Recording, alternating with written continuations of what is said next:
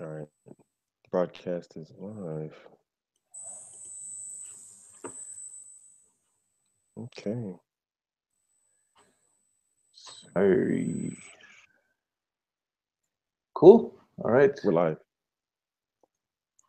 Okay. So where is the YouTube link? Should I go to your YouTube channel? I think maybe that's Yeah, I'm easier. doing that right now. I'm not really not too tech savvy, unfortunately. You have Let to me take excuse me. a let me take a look at the YouTubes. Let me see here. I'm working on it. Excuse my. Okay, I found it's live now. Can see Oh, you the got it. yeah.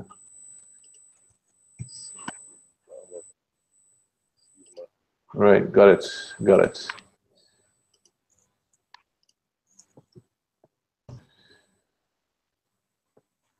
Righty.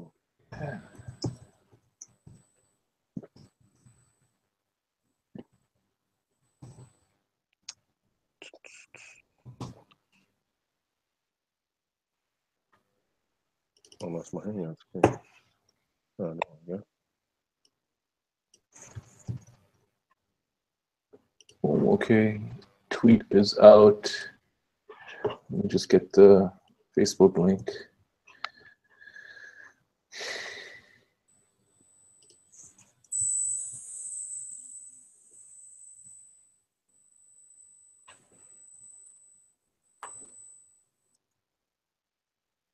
Okay, man. So how's your trip to England? Man, London. Oof. I was in London in specific, and you know, it was all right. I mean, while I was there 10 days, 4 acid attacks within like 10 days. It's just ridiculous, man. I just wanted to get out of there. Shafakallahu wa athak. Who knows? Yeah, it's not really it's not really the place to be, you know. Word, word. Cool. Can you tell if people have joined yet, or Uh, I'm waiting. I got like I'm having some problems here with the screens. There we go. two watching? Yeah, I'm gonna post the link also. And we'll fill this up here.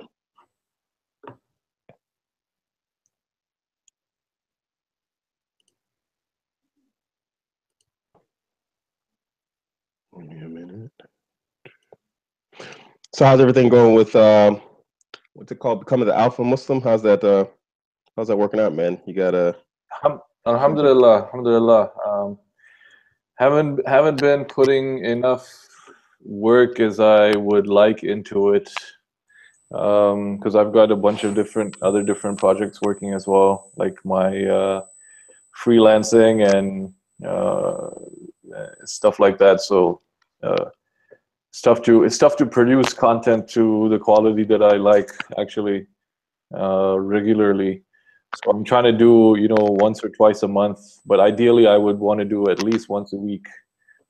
Um, so I mean that's the benefit of doing podcast interviews, because then I just have to make show notes out of it, and then I have less preparation to do, because people like you would be the expert, and then I'm just the sort of interviewer talking. Well, I like your interviews and stuff and the stuff you put out. You know, I have the same problem right now. You know, I'm so focused on a lot of projects. I just opened up my own coffee company and whatnot, and it's just really hard to produce content as of late. I've really slowed down significantly.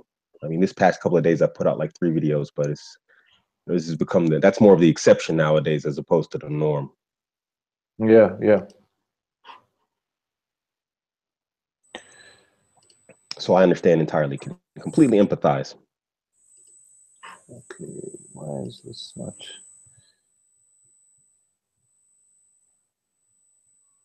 I'm just putting out a few tweets and whatnot myself also. You know, it's me.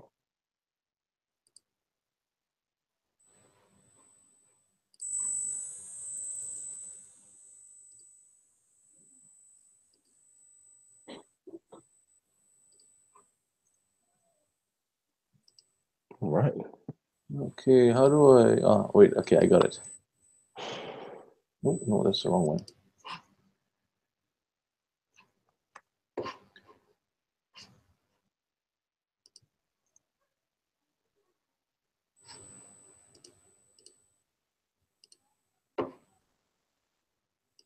Okay.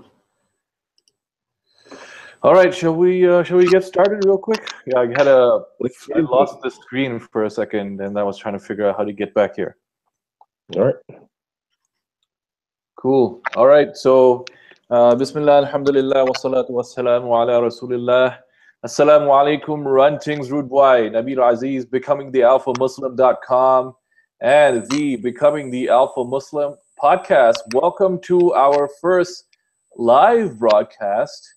Luckily for me, I didn't have to do any tech setup because my guest is a regular a YouTube broadcaster, and he does quite a few live streams on his channel as well. So we were all set up and ready to go.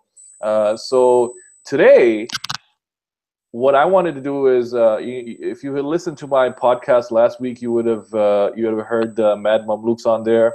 What I'm trying to do is I'm trying to feature and promote other Muslim male content creators, of which Abuamerican Little here is one of them. So just to welcome you all to this broadcast. But for Abuamerican's listeners who might be joining in, let me just real quick introduce myself if you don't know who I am. My name is Nabil Aziz. I am the founder and I guess editor-in-chief of becomingthealphamuslim.com, which is a blog and podcast for millennial Muslim men. And at Becoming the Alpha Muslim, we teach men, first of all, how to be good at being men, as well as how to be good men.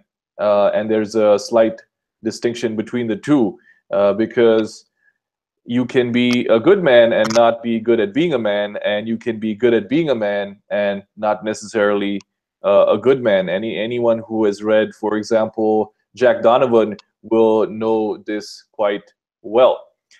So that's my introduction. So Abuamerican, assalamu alaikum, bro. How you doing? Could you please introduce yourself? Wa alaikum salam wa rahmatullahi wa barakatuh. Bismillah. Yeah, well, as said, Abuamerican. I have a YouTube channel, a Facebook like page. I'm on Twitter, but not so actively. What I do is basically, like Nabil explained, I just talk a lot about masculinity and intergender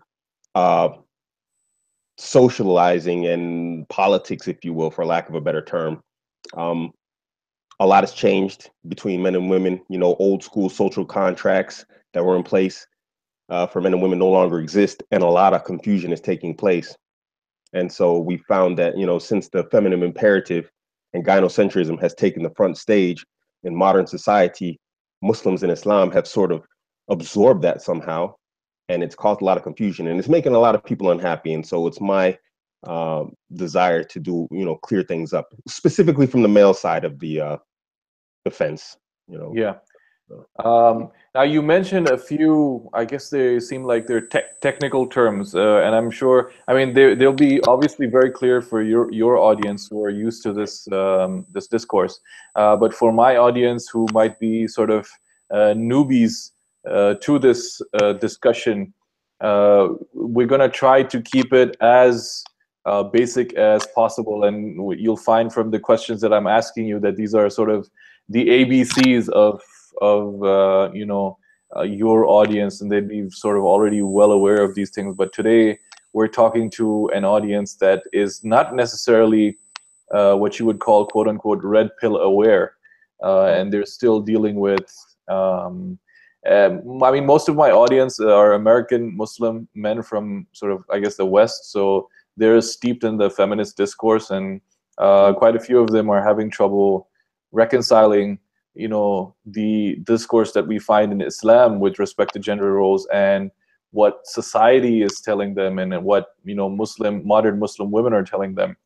So let's just get right into it, and I'll ask you my first question. Oh, absolutely. رب اشرح لي صدري ويسر لي أمري واحلل عقدة من لساني يفقهوا قولي.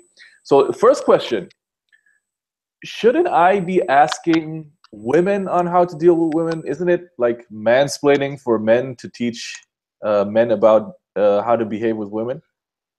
No. I mean, that's sort of like saying you're going to go ask fish how to be a fisherman. You know, I mean, we're not speaking literally here, but figuratively speaking, that's technically what you're doing.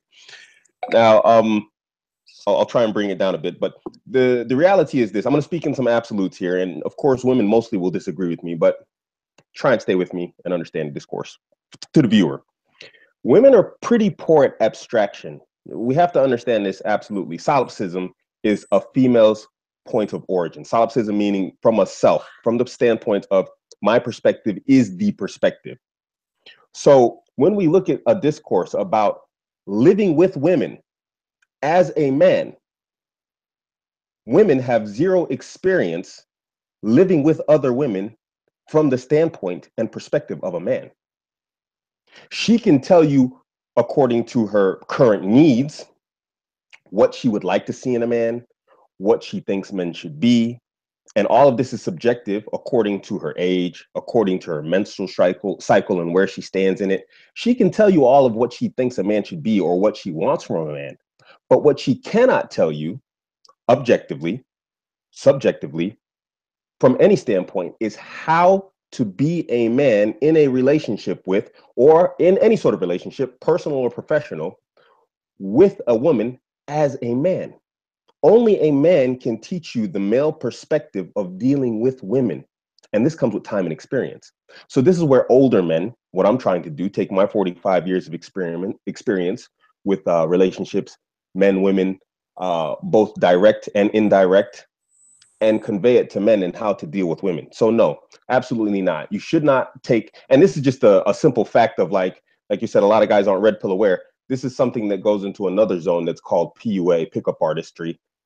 And that's a whole nother topic. But let me just say, when you're learning this stuff to establish and maintain a relationship, a permissible relationship with a Muslim woman, you have to understand that you just don't take advice on women from women. Again, their standpoint is from solipsism. So automatically, she cannot abstractly take your position and teach you something. She's got to automatically take it from her standpoint and talk to you from that standpoint. And it's going to be distorted. You mentioned solipsism. Is this why, for example, it is difficult to have a logical discussion with women on, I guess you would say, controversial issues or issues that are that have sort of an emotional point to them, where she only is able to discuss from the way that she feels about the issue and not on the facts and demerits of the issue objectively? Absolutely. There's a book series. If you read secular books, there's a book series called The Rational Male. And in the third book that I'm reading right now, it actually focuses on raising children, specifically sons in the 21st century. He devotes an entire chapter to this, that because of the solipsistic stance of women and their emotional state, they can only perceive any conversation, regardless of how general it is. You could say women menstruate generally in the middle of the month. And statistically, this might be true. I'm just making something up here. And what that woman will do is she will take your general statement and then apply it to her specifically because of solipsism, because she can only, because she's poor at abstraction because of solipsism, view that conversation from her stance. And so now your general statement has become a direct attack upon her.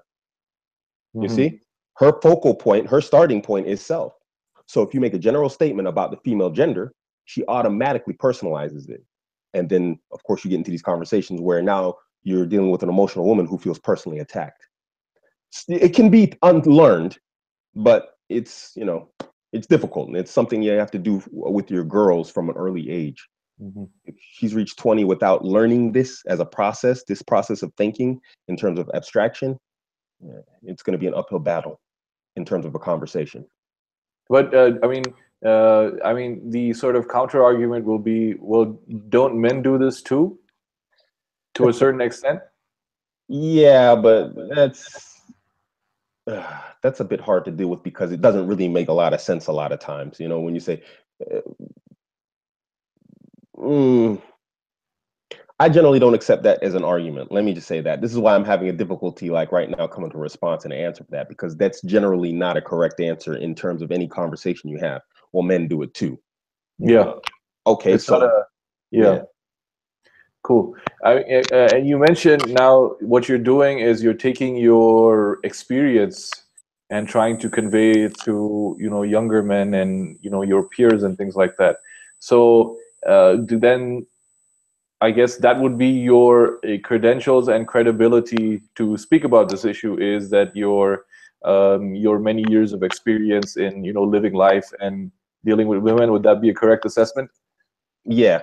One thing I do, and one thing that takes a lot of time, and why I've actually another reason why I've moved away from making content is on WhatsApp. I have a lot of personal conversations where men actually send me their conversations in terms of screenshots, and then I spend a lot of time breaking down these conversations and explaining to them what's happening. Sometimes it's hypergamy, which is the female reproductive strategy. Sometimes it's solipsism. Sometimes it's what we call congruence testing, where a woman is checking you for congruence. Are your words congruent with your character and personality? And this is when women get really, they get that difficulty. This is more of a personal, interpersonal relationship, or if maybe the guy's just reading too deep, and I spend a lot of time doing this actually with a lot of different individuals. Hmm. Yeah, I mean, you mentioned again. You mentioned, I guess it's a technical term, hypergamy. I remember on Facebook a few months ago, I was reading something on my timeline, and I saw this woman sort of lamenting the low quality of the men of her ethnicity. And Yeah. then in the comments, I guess one of her male Facebook friends replied, "You just need to surround yourself with good men. They're out there." Yeah. And then she replies, "I know there are great men out there, and I pray Allah grants me one as a husband." I mean, what's going on here? Can you explain this to me? Oh, yeah. This is hypergamy. So the female reproductive strategy. This is a biological term. This is a biological thing, and this is something that's specific to women. Hypergamy is bifurcated. That means there's two phases to it, two parts to it. One is where there are two parts that bring together to create one. The first part is she looks for good genetics in a man who's healthy, strong, whatnot, has like signs of like high testosterone, so that she has healthy children. So this is the physical aspect where a woman will look to a man who's muscular and fit. And the second part is a man that's good at provisioning, and where she would be concerned about her offspring and the ability for this man to provision for them. Now, it's very difficult to combine these two. Generally, you find that they don't go together very well. This is the unicorn of men, if you will. The man that's an alpha provider, because generally this is when we come into this alpha beta conversation in regards to men. Now, what's going on here in her particular conversation is this, and I made a video about this just today. What you find is nowadays is this: women in general are taking on education, career, and whatnot as a pathway to life. And so, because of hypergamy demands that a woman dates or marries. If they're non-Muslims, they're going to date. If Muslims, we're going to marry a man who is her equal or greater than her. She generally does not marry down. This is not how hypergamy works in most women. Women want a man that's better than her, either socially, economically, or in education, or altogether. Now, this woman is probably, I'm speculating here, highly educated or at least educated. Now, women have come up here in education, and the idea in their mind was becoming what they want. If I become high quality, if I go where high quality men are, aka university, I'll score a high quality mate or a higher quality one. But this is not how it works. The higher up a woman goes in any sort of strata, be it social or economic, the smaller the pool of men that are available to her gets, because the vast majority of men are not like super high quality. This is not to say that you're not a quality man in general, but when we speak about hypergamy, we're talking about finances and economics. These are generally the first things that women look to. Social status, Social popularity, Absolutely. good looks, that kind of stuff. Absolutely. So now here's what happens. She's up here and she's looking for this up here, but the Yeah. vast majority of the men are down here. Now the opposite happens for men. When a man gets higher, all of the women here equal to him and down become available to him. So a massive pool of women become available to him. Now, naturally, when he's up here, he's not going to want to deal with his equal, because generally in today, women have an equalist idea of a relationship. He's supposed to go to his, high street job or whatever, or his banking job, and then come home and she wants him to wash dishes. He's not going to want to deal with that. And this is generally what happens when women get up here. She's trying to look at men from an equalist stance. And so what she's talking about, where all these good and great men are, is when she was here, before she got up here, men, this vast pool, were aiming for her, and they were showing her large amounts of deference. They were showing her large amounts of chivalry. And the higher she got, the more she cut those men off as availability. And then that small pool of men appeared up here. And these men, they are arguably, rightfully arrogant, and they don't show her deference nor charm. And so she comes with this, where are all these great men at? Where are all these good men at? Now, the guy in the conversation, what did he try and do? He tried to say, oh, look, here's the good guy. Here I am. Look. And one of the worst things you can do is try to convince a woman that you're a good choice. Yeah. Men are about action, women are about speech. So you have to show it. You can't just say, oh, look here, and then try and convince her logically that you're a good choice. That's not how women operate. They operate off emotion. And so his comment was all about trying to make himself a viable choice to her. So she automatically upped the game on him, automatically letting him know that you are cut out of the conversation. She went from good men to great men. Oh, I'm a good man. Oh, well, I need a great man. You didn't convince her. You convinced her that you absolutely are not what she wants. So this is hypergamy speaking. He sabotaged himself. That's cold as ice. Okay, so now, let's see. Now, when she's going from here up to here, I'm assuming that takes a certain amount of time, and it also takes a certain. I mean, it's not every woman that can reach the level and play the game that men play. For example, if we take female CEOs, for example, now those female CEOs, they're sort of as manly and as high testosterone as a lot of the male CEOs. So if you would want to sort of touch on what is the male sexual strategy? What do men find attractive in women? Do they find these high testosterone CEO women attractive, or these high accomplished women attractive? No.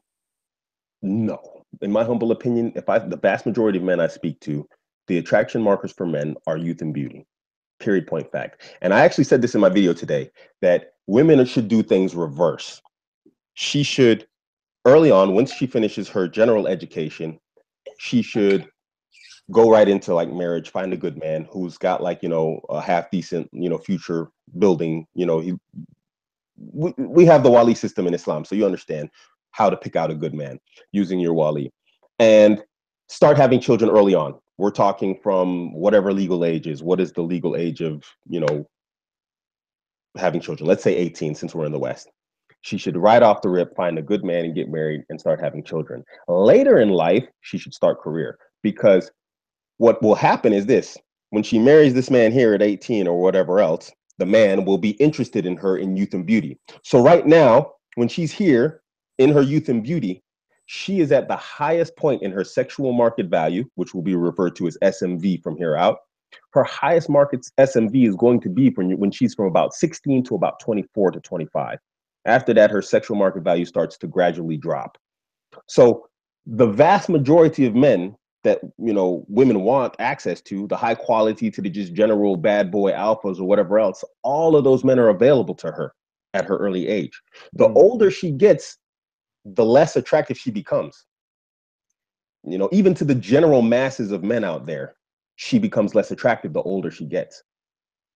Because what's going to happen? CEOs, do they aim, when you look at these CEOs, what do they aim for? They aim for the 19 to 20-year-old Playboy bunny type girls. They don't go for like the 45-year-old, CEO businesswoman. No, men are attracted to youth and beauty. So take advantage of your youth and beauty as women to secure a high value, high quality man And then later on, when this high quality man is above you and you look up to him and you're like, oh my gosh, he's so amazing.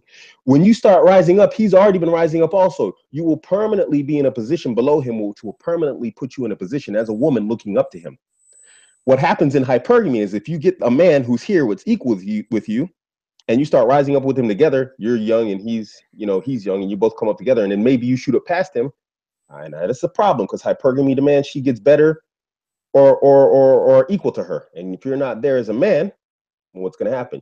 This is where we get no fault divorce. This is where she gets, I'm not satisfied anymore. This is where we get all these things, and men get divorced, and they get divorced raped, and then she goes and finds somebody else who's better than you, maybe her boss or whatnot. So women should understand that men are attracted to youth and beauty. And then what she should take advantage of that youth and beauty, use it to her advantage. There's no problem with that whatsoever, because men should leverage their wealth and their success to get a beautiful woman. It's a counter strategy. It's a balance. And she should get a man here, and she should be here, have kids, and then rise up later on with education. Does that make sense?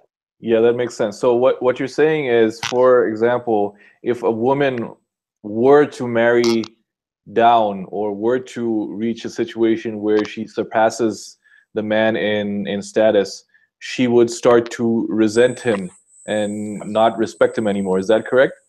Absolutely. And this isn't an active thing. People should disabuse themselves from the idea or the concept that this is active, because then that sounds evil.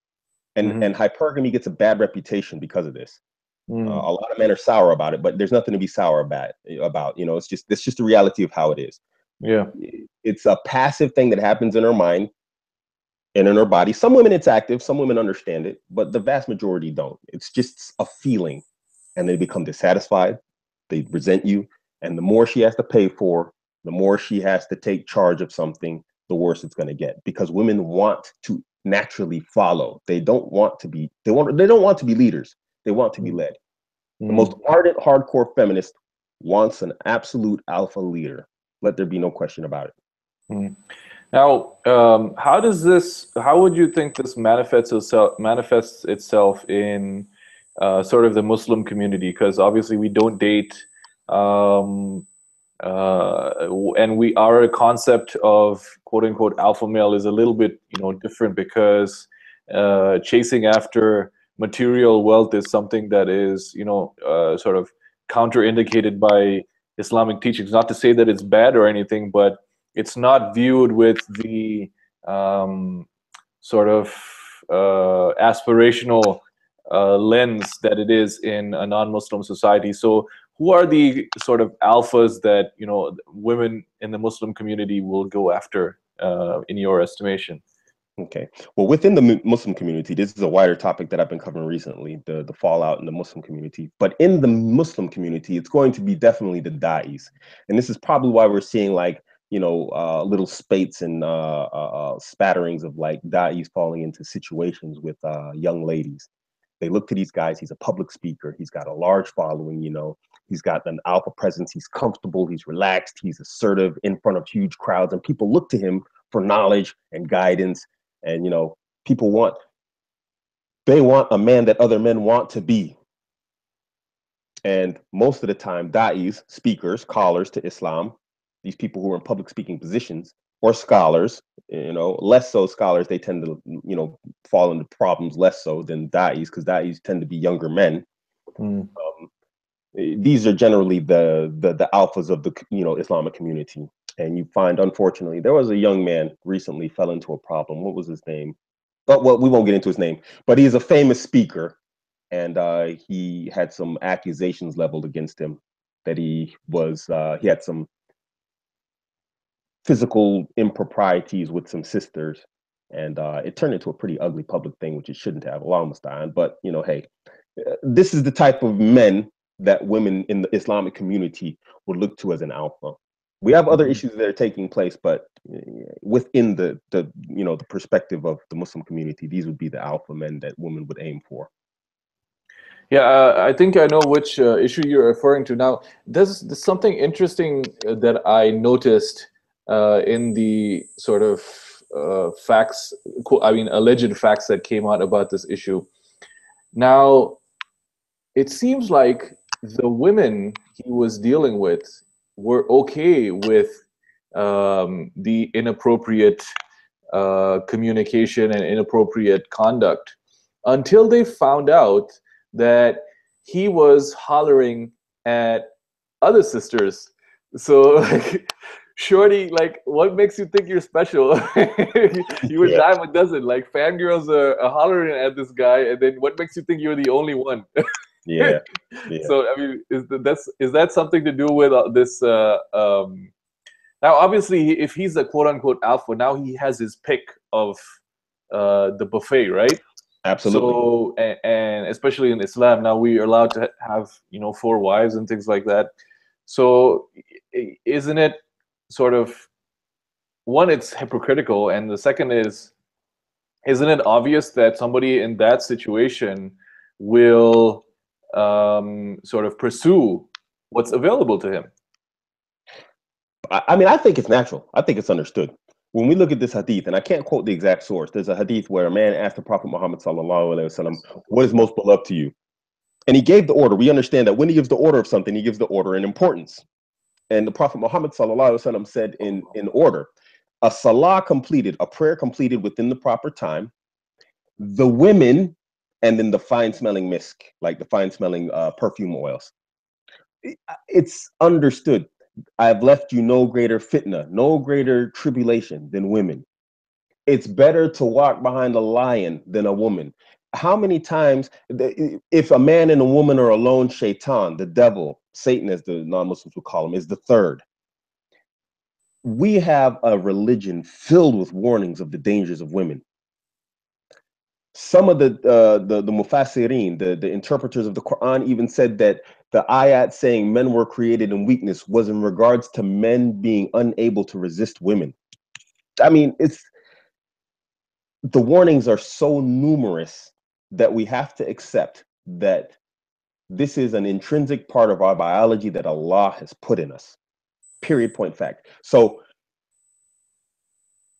trying to keep everything together here, build yourself as a man and understand that you're going to have large amounts of women coming at you.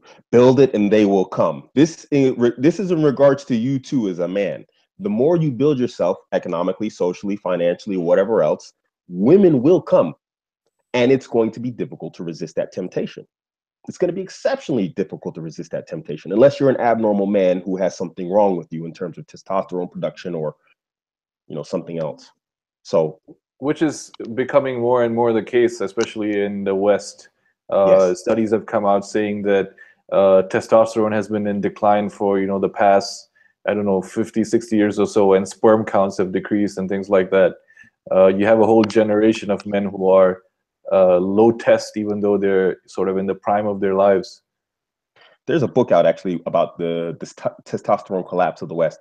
I would suggest it, but the guy who wrote the book, I know him personally. He's got very, very anti-Islam, anti-Muslim stances, and so I wouldn't recommend the book just based off of that because I talked to him personally, and I just yeah. It's a good book, but I just don't like him Mm-hmm. stance, you know. So.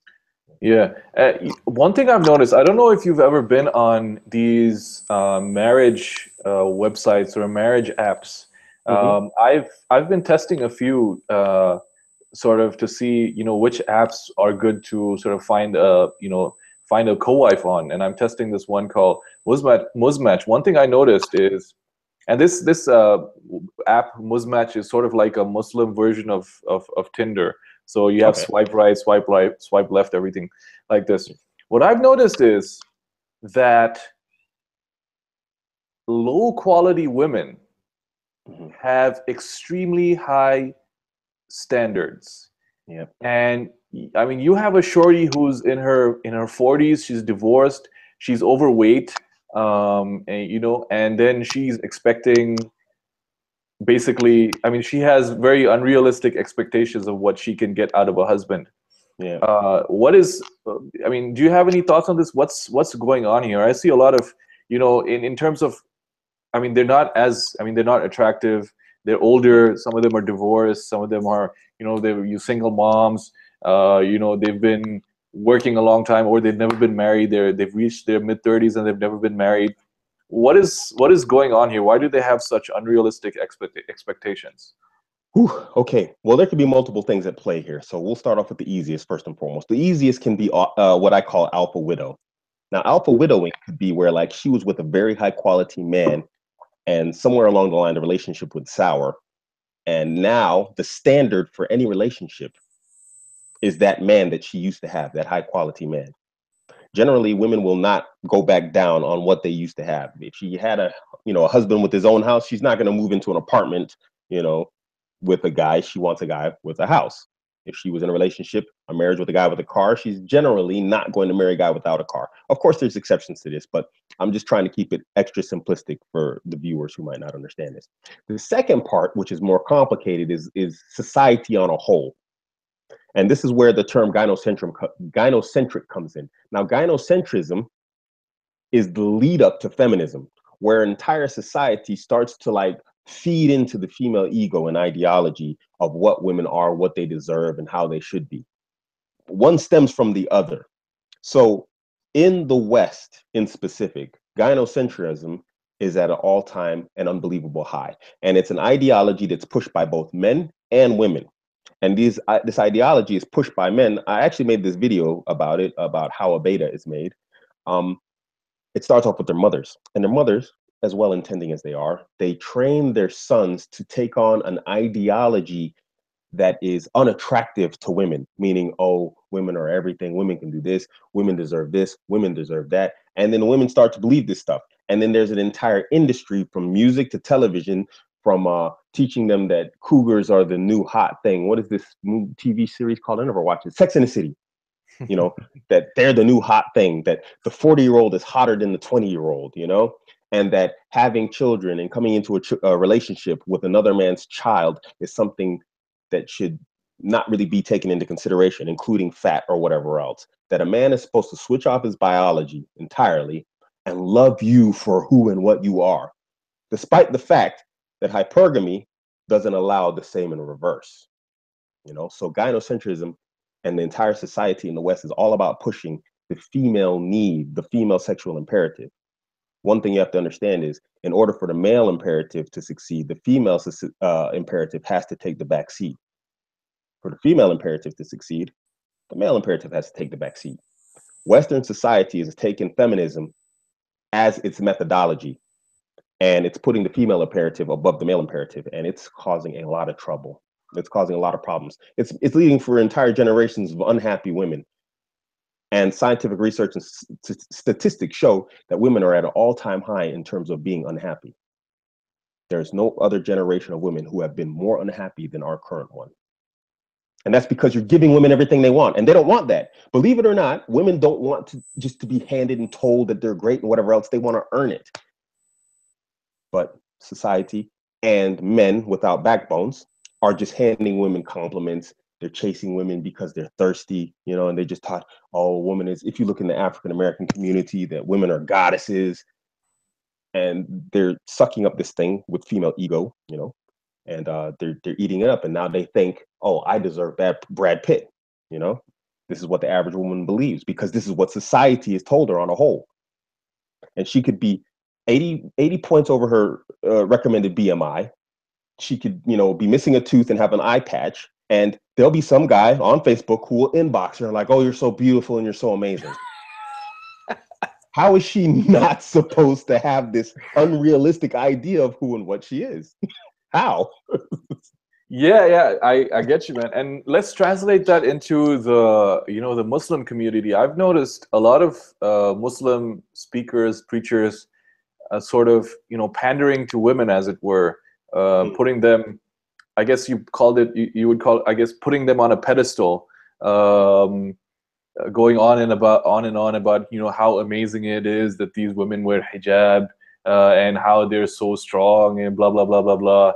And then these women turn into, these, American Apparel models with hijab on, because I'm worth it type dealio. They turn into, divas.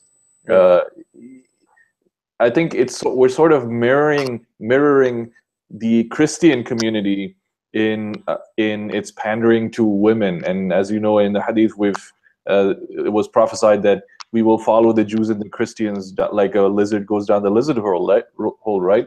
So I think that's sort of a symptom of these people living in the West. Absolutely. 100%. Absolutely.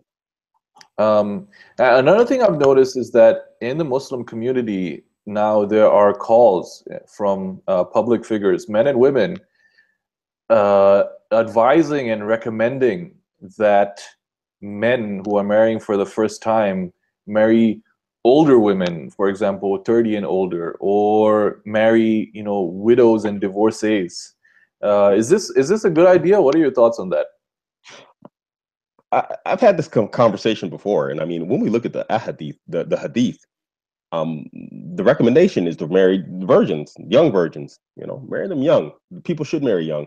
No, I think it's a bad idea in general, because again, men are attracted to youth and beauty, and generally, what we aim for in a marriage is reproductive success, right? We want to have children and raise those. Excuse me. We want to raise those children upon Islam. Now, what happens is, and I have a little short video on my Instagram about this, my Abuamerican Instagram. When female fertility falls off a cliff at about 27 years old, if she has not had a prior pregnancy, successful pregnancy. So barring a woman having a child at 18, 19, 20, if she has not had a child up to age 27, her fertility starts to fall off a literal cliff. It's a rapidly declining and disappearing thing. So if you're a young man wanting to marry and leave behind a biological legacy, aka children, it's a bad idea to marry older women, just from a biological standpoint, period. It's not a good idea, because if she's not from a lineage or an ethnicity that is traditionally known to have a high fertility rate, now you're going to struggle. You're going to struggle. I know a woman, she's been married 2 years. She's 36 years old. She's Polish. She's white, Caucasian. Caucasians, and I'm not being racist here, but we have to do, when we look at some particular, generalities, ethnicity does come into play. Yeah. And ethnically, Caucasians are known to have low fertility. She's been trying for 2 years consistently to get pregnant. She can't. She's 36 years old. Perfectly. She's a personal trainer. She's a very fit, very healthy woman. Cannot get pregnant. Yeah. She's a second, she's married to a man who was married before. He successfully has fathered children with other women. So it's not the man, obviously. And I've seen this play out more than once. So it's a really bad idea on that alone. Marrying a woman with another child or with other children and whatnot, this is good. I would say you could do this if you're taking her on as a second wife, but as your first wife, no, don't do it. I would advise against it, just from pragmatic, practical stance. Yeah. And I suppose if you've been divorced before, or if you're a widower yourself, widower yourself, then it would make sense to sort of marry these women, because you already have prior experience dealing with women, as it were. Whereas the guy, especially if he's a Muslim guy and he's not had that much interaction with women, as I suppose we live in our communities where the genders are segregated. He has no experience dealing with women. It's much harder for him to handle a woman who has a lot more life experience than him. And women start off relationships. Sorry. Go ahead.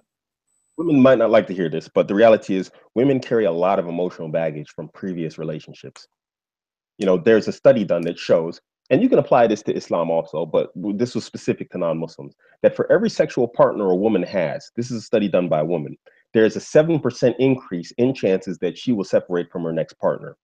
After 5 partners, sexual partners, she has a 35% chance of leaving her next partner. 10 partners, she has a 70% chance of not having a successful relationship. These are realities that transcend religion.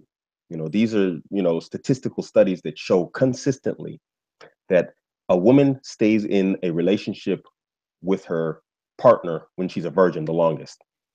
Now, when a woman gets older, she's gained relationship baggage over the years, whether she's had sex or not. One way or another, women, being the emotional creatures they are, they find emotional surrogacy.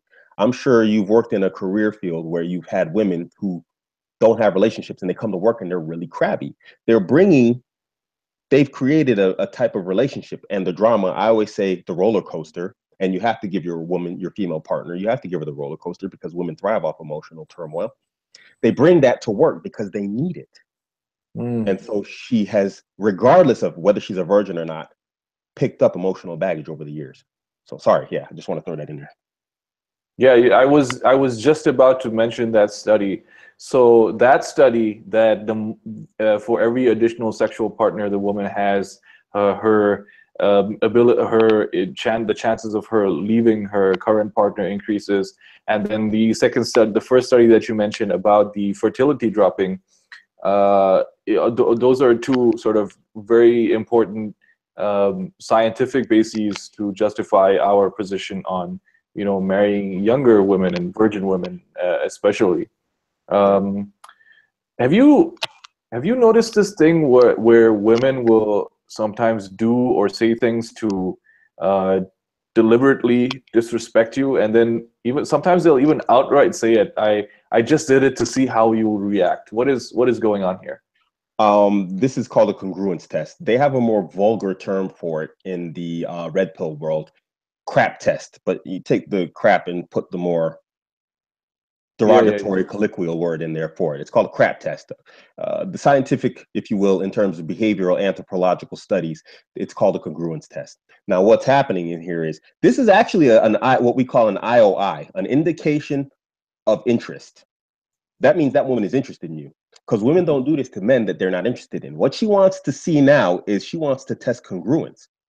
Is this man able to respond? How will he respond in regards to me testing his, his speech? So she wants to see if there's congruence between your speech and your personality.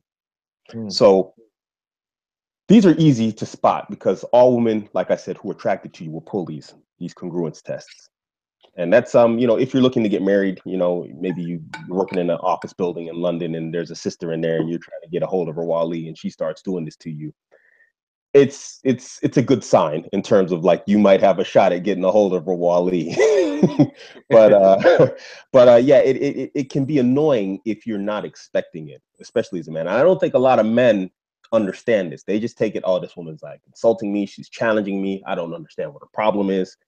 But women aren't. This goes into a broader concept. So let me just go ahead and break this down. Women are sexual gatekeepers.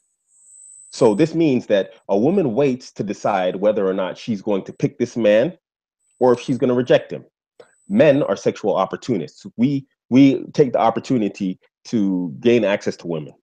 So as opportunists, we also create opportunists. This is why they say men go hunting for women, and women sit back and wait to be hunted in that sense. So women don't have a particular methodology of like, going out and sorting men. This is why women always wait for men to approach them. So this is part of their strategy when it comes to congruence testing. It's an IOI that you're supposed to pick up, an indicator of interest that you as a man are supposed to pick up. You're just supposed to get it. For them, direct communication in terms of a hunter, it's biologically not what they're wired for. That's what you're wired for. You have to look out for these things, and understand them. Right. Sort of lost my train of thought here. Let me just pick up real quick. Okay, so where were we? Now we covered the congruences. Okay. So now some men and most, if not all women, would argue not every woman is like that. Why are you speaking in universal terms about women and making such broad brush statements about them? They'll say, well, I know a woman who is 36 and is a neurosurgeon who married a 25-year-old imam who came from a poor village in Pakistan. So obviously you're wrong, Abuamerican. We actually talked about this earlier, how women from their solipsistic stance will try and eliminate an entire general, concept and idea that's proven to be true and eliminate it from their specific stance because they know one story that, goes against the general norm that we see in society. And therefore the general norm is now null and void. It's ridiculous. It's ludicrous, but that's just how women operate from, like I said, from their solipsistic stance. We actually covered that earlier. So when men do it, this comes from a position of, how do we explain this? I call it beta blue pill programming. White knighting. White knighting. Some of it's white knighting. Some of it is AFC, average frustrated chump. What it is a lot of men are so ego invested in their methodology and in their way and in their idea of this, particular woman existing, that if you come along and you shoot that down with a general statement, you've destroyed his entire ego investment into a particular type of woman that's out there waiting for him to find her. This unicorn woman, she's gonna love me just for me, not because I've got a great job at, HSBC or whatever else. He wants to be loved for the sake of love. And that's not how women love, And so when you come with something, I'm using love as a general, as an explanation here. So when you come and you tell them, hey, you know what, that's not how women love. They don't love just for the sake of love.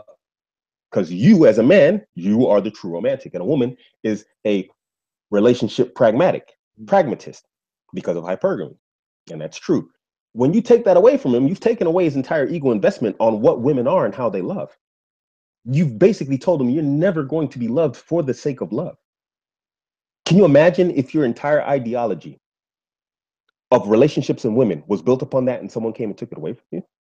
I know because I lived it. I did. And it was just 4 years ago. And that's what brought me on this path to understanding women and relationships. Most men. It was jarring. It was almost destroying. And this is where we speak on other things, where men go into a rage phase when you finally get the truth and you understand things. And then what do you do with that rage? Some guys will never come to terms with that. They would rather stay with the blinders on and just say, no, not all women are like that. And he'll spend his life thinking that I'm going to go to the village in Mirapur and I'm going to grab this girl and she's going to be so pure and whatever else. And then she comes to the UK, picks up the adaptation of the society around her because hypergamy demands it. And then she throws him under a bus 5 years later. And he's like, what happened? I got her from the village. She should love me. She should appreciate it. No, Griffith's Law, my friend. And it's just, so this is why men do it in general. And some of it's white knighting. But white knighting is virtue signaling. This is where he wants to try and, like the guy in the conversation, oh, look, there's good guys over here. Just by default of saying, look at me, I'm different than other guys. I stand up for women's rights. So I'm the best, potential pick for you as a potential partner. It's a type of, validation seeking from women. And when you do that, you take a stance of, I think you said pedestalizing. Yes, pedestalizing women. And women don't want to, when you put someone on a pedestal, speaking literally, they have to look down on you. Women don't want to look down on their men. And when you put yourself in a position that's lesser than her, well, then automatically she's going to look down on you and she's not going to want you. So, their strategy is counterintuitive, Yeah. Now, you mentioned 3 very important points that I sort of typed down real quick because I didn't want to forget them. Oh, okay. So let's go backwards. You mentioned this white knight. I mean, there's a particular one on Facebook. He'll go on long rants about domestic violence and respecting women and double standards regarding gender in the community. And I just found out a few days ago. And then this guy will make these Facebook posts, okay, and then he'll have dozens, if not hundreds, of women applauding him and cheering him on. I just found out a few days ago, this guy is in his 30s and single. Yeah. Like, okay. You're going through all this trouble and you're not even smashing. I mean, come on. Yeah, exactly. Women don't find that stuff attractive. Men need to stop doing that. Here's the thing. Women in specific, will watch my channel and call me a sexist and then inbox me later on talking about, oh, what you doing, where you at, why don't you come see me, this, that. I'm like, hey, hold up, slow down. Literally, I'm called a sexist and I got women beating down my door to get married. This is not even a joke. I'm not bragging. Women like a man who's confident in himself. When you start taking the female line, you become unattractive to her. She doesn't want a female. She wants a man. Just like when we as men don't like masculine women. Who wants a strong, aggressive, assertive, independent woman? We don't want that. Who wants that? That's what we are as men. We want feminine, soft, gentle, caring, women who are nurturing. This is what we want from women. We don't want masculine attributes from men. We want that. We'll go to jiu-jitsu or boxing or whatever else, and we'll go beat each other up. That's when we were looking for that. Yeah. So then it becomes sort of like instead of now a relationship, it becomes a competition. So a man with a masculine woman, or a feminine beta male man with a feminine woman. Like if you have you heard that meme where people say, you know, don't try to understand women, women understand women, and they hate each other. Yeah. Yes. But this is bad. This happens a lot. And, you know, and these are guys that end up being, when they finally do get into a relationship, because generally there'll come a point when a woman will like break down and say, you know what, I can't, hypergamy she can't maximize or capitalize on it. This isn't an active thing. And so she'll pick the next available man. And eventually one day this guy will be it. And when a woman decides that maybe she doesn't want to be in a relationship with this guy, this is what I call psychosimps. And this is when a guy flips out because he spent so much, all of his life, you know, pandering to women, and he finally got one. And when she wants to leave, he'll kill her or he'll beat her up or he'll become aggressive. These very men who say that they love women so much and whatever else, when he's about to lose something he spent his entire self trying to get, he's going to turn violent. It's a consistent pattern in behavior. There was a guy recently, African American dude, was it last year or a few months ago, where he went on like a killing spree and he killed like a bunch of people, like driving around killing people, and then he stopped to get like chicken McNuggets, and then the McDonald's people like called the cops, and then finally the cops, like it was like suicide by cop basically. And then he was Facebook living it or something the entire time, or periscoping it, and in that he's talking about basically the reason why he did it is because it's this woman, you know, left him or something like that. Yes. Yeah, man. And, it's crazy. And, you know, just on another note, just talking about this, and I'll say this to the men watching, gentlemen, you got to have a non-scarcity mindset in regard to women. You know, you have to consistently understand that there's like 7 billion people on the planet and over half of them are women. You can't just focus on one woman and think, oh my gosh, even your own wife, love her to death. Understand that just as quick as she came in the door, she might flip out one day and leave. It's just how it is in the 21st century. Be ready for it and be ready for, you know, to go ahead and grab again. You got her, you can get someone else. Yeah. Don't have a scarcity mindset, gentlemen, or you'll end up beating up women and freaking out. Yeah, and we've been sort of speaking about women in a very sort of general way, that they have certain attributes. Are there no more what you would say, quote unquote, traditional women left? There are, but my personal experience is the further east you go, the more you find them. It's difficult to find them in the West. The way to get a traditional woman in the West from the West is to build yourself into being that top super high percentage of men. We call it the 80-20 rule. 80% of the women are pursuing 20% of the men. Those 20% men are those men who are super high value. You can do this 2 ways. Socially, aka learn game.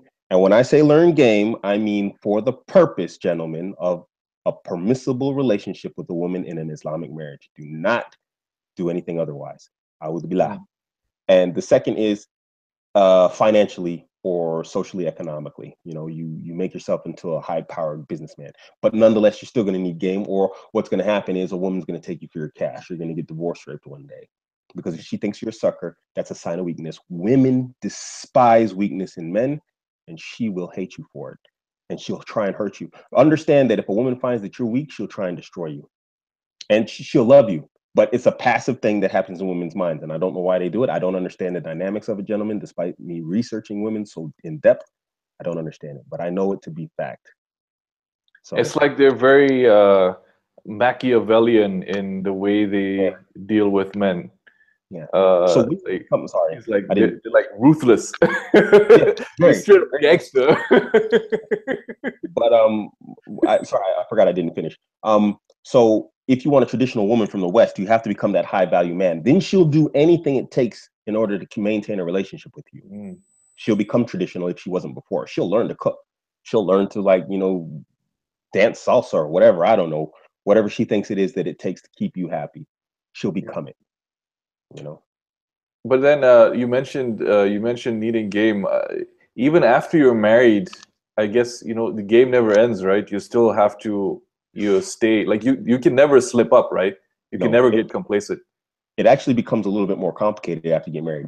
Before marriage, you want the game of attraction. You need to build attraction before marriage. Now, unfortunately, things aren't done as they are supposed to be done Islamically. Most of the time, you find that men and women are speaking amongst themselves. Maybe they work together, went to university together, whatever. Socially, they've come across one another. So your imperative at that point is to build attraction. After marriage, your imperative is to build desire. You need her to desire you after a relationship. Because what you have to understand also is this: your wife or is going most likely on social media. And my daughter's 17 now, and there's no secrets. I get on her social media, and you should see her inbox. She doesn't have a single picture of herself up. She's on Facebook maybe once a month at best. Her inbox, just because of her name, is filled with thirsty dudes hitting her up. The same thing's happening to your wife. At no other time in history has a woman been presented with so many hypergamous options in terms of a potential mate like they have today. In a month, your wife will have more offers for a relationship with a man than maybe our grandmother would have in her entire lifetime. So you have to maintain and create and build desire with your wife after a relationship. And this is when I say men should learn the art of PUA. PUA on its own is a disgusting thing. It creates a society full of promiscuous, disease-ridden sexual savages. But when you use it within your relationship, it's amazing. I use it in my relationships, dude. I'm completely happy. I'm 100% happy. I even let my women folk know what I'm doing, and they don't mind. They appreciate it. They want it. Yeah, absolutely. Absolutely. And then, shoot, I lost my train of thought again. Yeah, I mean, okay, I mean, maybe I'll think of it while we keep talking. So now, the third thing that you mentioned is how women will use this one exception to sort of negate what is generally true for most women. And nowhere is that more common than when Muslim women will use Khadija, our mother Khadija radiallahu anha's relationship with the Prophet Muhammad sallallahu alaihi wasallam in what I would consider a way that's very disrespectful to the Prophet, actually, because we know that as Muslims we need to have the utmost reverence for the Prophet's status, and the way they speak about this relationship, it is not appropriate to the stature of the Prophet, because we know in our theology that he was always the Prophet before Allah subhanahu wa ta'ala created the heavens and the earth. He was the Prophet of Islam. It's just that he was granted his mission started when he was 40. And what I find is that example is based on two faulty premises. The first premise is that she was 40 and he was in his early 20s. Now, apparently, from what I've learned from some hadith scholars or some students of knowledge who have transmitted it, that narration is weaker than the narration that says that she was 28 and he was 25. Absolutely. And that changes the game entirely. 100%. Yeah. The second thing is that the Prophet Muhammad came from a noble family, as was Khadija. He was part of the aristocracy or the royalty of Quraysh. So it's not even if you were to take the 40-20 age, it wasn't a marriage down or whatever, a'udhu billah, but it was sort of an equivalent marriage in terms of their social status. Absolutely. And the final false premise is that the Prophet was the employee of Khadija. And I just saw this clarified a few months ago, alhamdulillah, that Allah revealed this to us, that it wasn't actually an employee boss relationship. It was a partnership, a murabaha. What Khadija did was provide the financing, and then Prophet Muhammad alayhi salatu wasalam went and did the business using that financing. It's like, I guess you would call it as like a small business loan, or a silent partner relationship. And once you look at it from this perspective, now the entire game changes, and it loses this quote unquote trump card over for the Muslim women. Absolutely. I'm actually looking for a quote here, and I want to read it to you. It's something I just put up the other day, and this is very important, and it will explain a lot of what you're talking about right here. Give me 1 second, Organ. Sure. Okay, here it is. A woman's first directive is to defend her sex's imperatives even before considerations of religious conviction, what's important to us, marriage vows, or espoused personal ideology. This is the chapter on women and solipsism in the rational male. And I find this to be absolutely true. We find that today, out of a hypergamous solipsistic need, women will literally distort the religion to fit their agenda and their needs. And so, it's a really dangerous pathway to go down. This is why on my YouTube channel, I tend to, although I let people know I'm Muslim and I pepper my speeches with Islam, I generally stay away from the topics of Islam. Not that I don't have a proclivity towards Islam. I absolutely do. It's just a dangerous area to go into because at the end of the day, we're going to die and meet Allah. I'm going to be careful with the religion. Women don't think in terms of like that. It's what they need right now. This is why you see them go girling on, oh my gosh, that's so amazing. And not all of them, but a lot of them like cheering on what's going on in Algeria right now. Yeah. This is why they're cheering it on, because what's this done is hypergamously it's expanded a female's circle and available pool of men from just Muslim men to also non-Muslim men. Yeah. You find women rejecting the hadith and the idea and the concepts that Muslim men are allowed to marry non-Muslim women. Because what does this do? It puts them in a difficult position. It expands a Muslim man's pool of available women, and therefore, by default, shrinks her available pool. Because now it puts her in competition with not only Muslim women, but with non-Muslim women. And competition anxiety is a massive issue for women in general, including Muslim women. And men should play on competition anxiety of women. You should play on it. It makes you more desirable. So yeah. How do we do that as Muslim men? Take co-wives? Yeah. Yes. Nothing is more attractive to a woman than a man that other women want. And this is how you foster competition anxiety and women doing anything, going and arguing with their walis, I'm marrying this man or no one else, and the type of crazy stuff they do to get married to a man. Yeah. They will fight tooth and nail to marry a man that is, that triggers her competition anxiety inside of her. Absolutely. You should push for that. Guys, don't think, any men watching this, don't think that women really have a problem with polygamy. They don't. If they do have a problem with polygamy, you're not really the man she wants. You're the man she could get. She's settling for you if you can't polygamously marry a woman. I know you don't want to hear that, guys. There's a lot of ego investment with us men. Yeah. I made a video about this actually.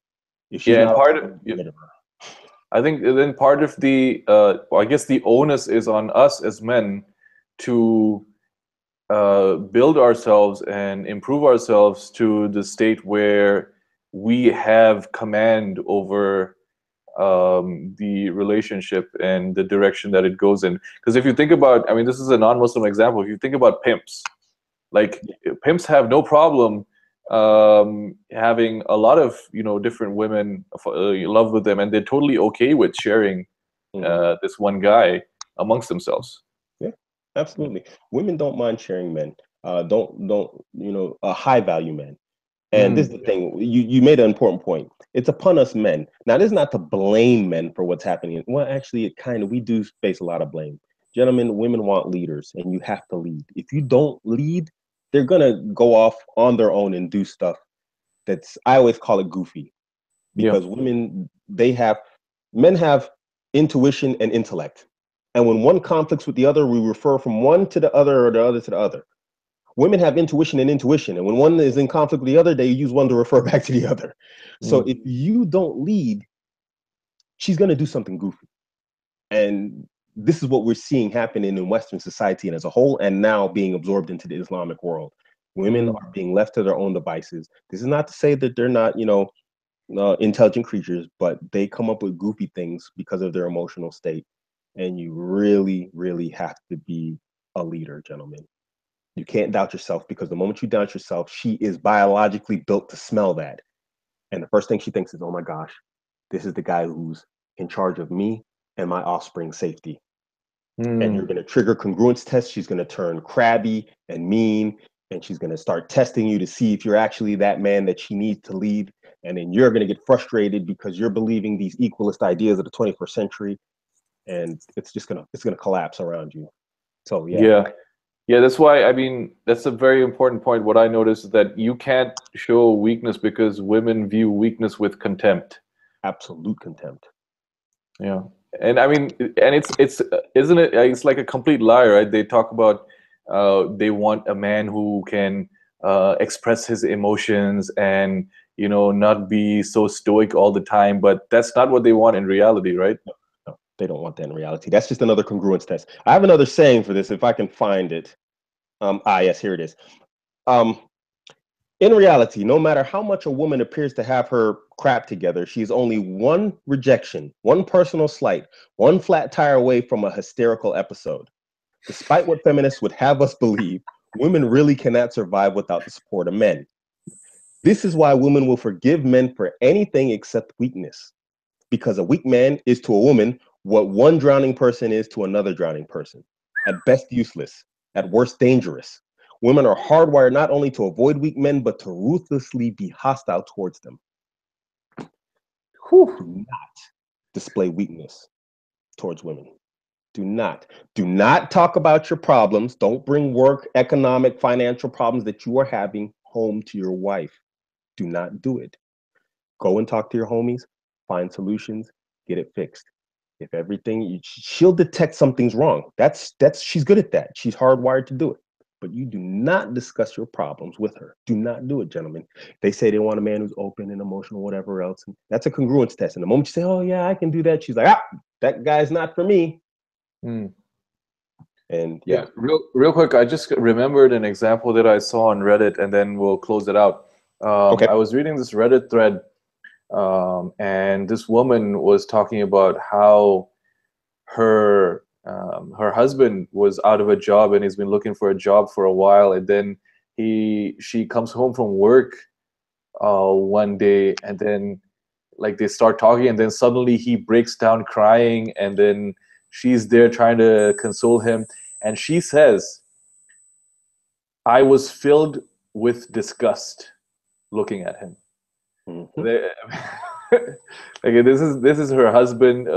Supposedly she loves him. I don't know how long they've been together. They've been through, you know, so many things. But as soon as you aren't the man you're supposed to be, all of that goes out the window, right?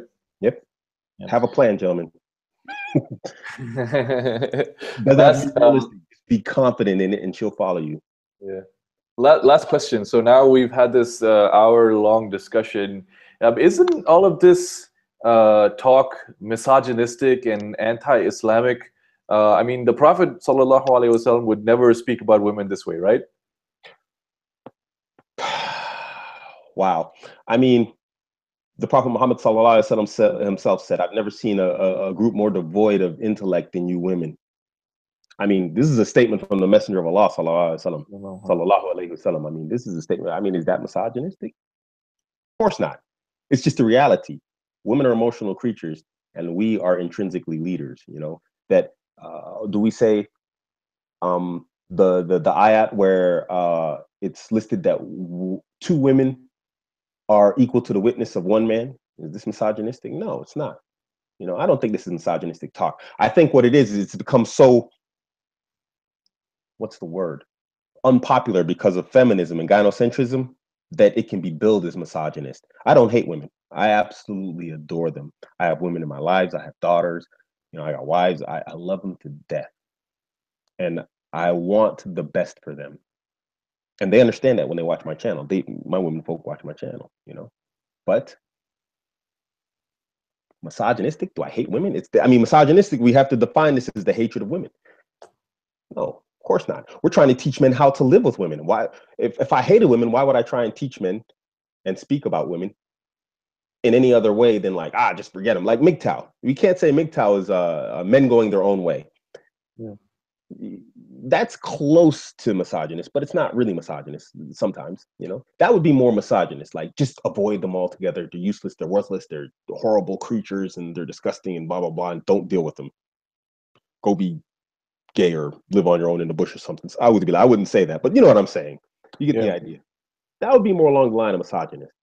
But to teach men that, you know, everything you've learned about women in the 21st century is actually on its head and it's backwards and it's false. And if you act and learn and speak and think in this particular way, you will have the relational success that you seek. Is misogynist? No. Yeah. Just, and, you know, and there are so many ahadith like this, right? About how, you know, women and men should behave in a marriage, and the status of the husband, and how, I mean, there's one that's hilarious, that after I started learning this stuff, I got reminded of it, and then I was like, whoa, this is so true.